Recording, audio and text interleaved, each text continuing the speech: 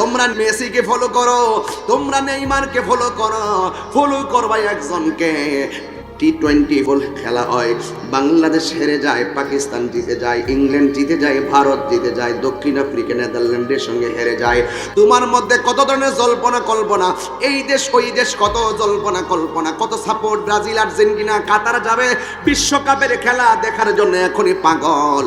এই দেশ ওই দেশের প্ল্যান নিয়ে যেভাবে গবেষণা করো, এইভাবে যদি আল্লাহর ওলিকে নিয়ে গবেষণা করো, তা এই যুব সমাজ নবীর প্রেমিকে পরিণত হয়ে যাইত।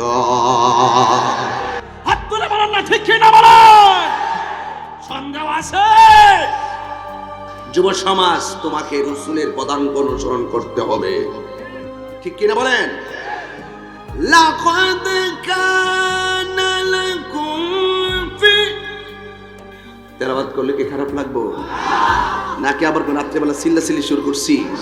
তাইলে রেডি আছেন সবাই? আমি কি দলিলের আর বিষয়ের বাইরে কথা বলতেছি? দেখেন আমি কোথায় নিয়ে যাই। আজকে হইলে সদাই, নাইলে বিদায়। একটা কথা ওয়াদা করব, আজকে থেকে আর ওয়াদা করব। এই কালা, বুঝলাম না তুমি কোন দেশ থেকে আইছো? তুমিও কালা, আমিও কালা, সবাই বালা, তুমি দিলা জ্বালা।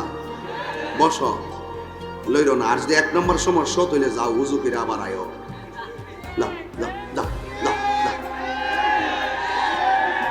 কষ্ট দিয়েছে আপনারা, কষ্ট দিয়েছে আপনারা। কিসে আপনাকে, কিসে আপনাকে এত দুনিয়ার দিকে মাতাল করে দিয়েছে?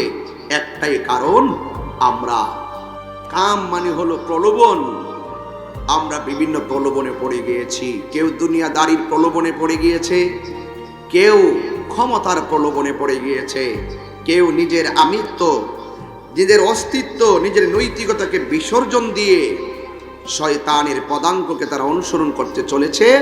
আবার কেউ আল্লাহর বিধান থেকে অনেক দূরে চলে গিয়েছে। যখনই আমি আপনি আপনার এই অবস্থা, তখনই সমাজের ভিতরে একটা সতর্ক সংকেত দিয়েছিল। গত বছর জীবনে আমি কিছু জায়গা কিনেছি, আমি কিছু জায়গা কিনেছি দলিল আমার নামে, কিছু জায়গা কিনেছি দলিল আম্মার নামে, কিছু জায়গা কিনেছি দলিল ভাইদের নামে। এইভাবে ফ্যামিলি ভাগ করতেছি। জায়গা পেয়েছি, বাড়ি একটা বানাইছি, এটাও পেয়েছি। ব্যাংকে কিছু টাকা জমা রেখেছি, তাও রেখেছি। এই টাকা জমা রাখতে, জায়গা কিনতে আমার একটু সময় লাগছে। কি লাগছে? সময় লাগছে। কিছু অর্জন করতে একটু সময় লাগে। এই প্রাপ্তির ভিতরে আমি সেকেন্ডে সেকেন্ডে একটা জিনিস হারাইছি, সেটা হলো আমার হায়াত। আমি হারাইছি, আপনি মনে হারান নাই?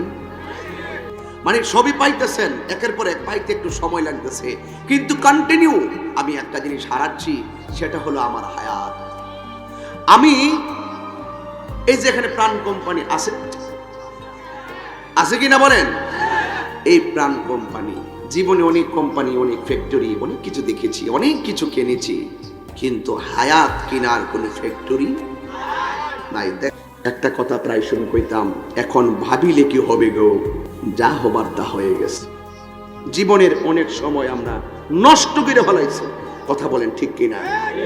জীবনের অনেক সময় আমরা নষ্ট করে ফেলাইছি। আমাদের এই সময়গুলো কি আর ফিরে আসবে? আমি ওয়াজের শুনতে বলছিলাম, অনেক কিছু কিনেছি, কিনতে গিয়ে সময় লাগছে, কিন্তু একটা জিনিস হারাইছি প্রতি সেকেন্ডে সেকেন্ডে, এটা আমার হায়াত। যে হায়াত কেনার কোনো ফ্যাক্টরি। আজকের ওয়াজগুলো অন্যান্য ওয়াজের মতো ঘটনা কয়া উড়াইয়া ফেলাই দিবেন না। সামাজিক যুব সমাজ, সামাজিক অবক্ষয়, আজকের সমাজের নীতি নৈতিকতা, যুব সমাজের নৈতিক অবক্ষয়ের মূল কারণের মধ্যে একটাই কারণ, প্রথম কারণ আমি সিলেক্ট করেছি, সেটা হলো আমরা আমাদের নবীর আদর্শ থেকে দূরে চলে গেছি।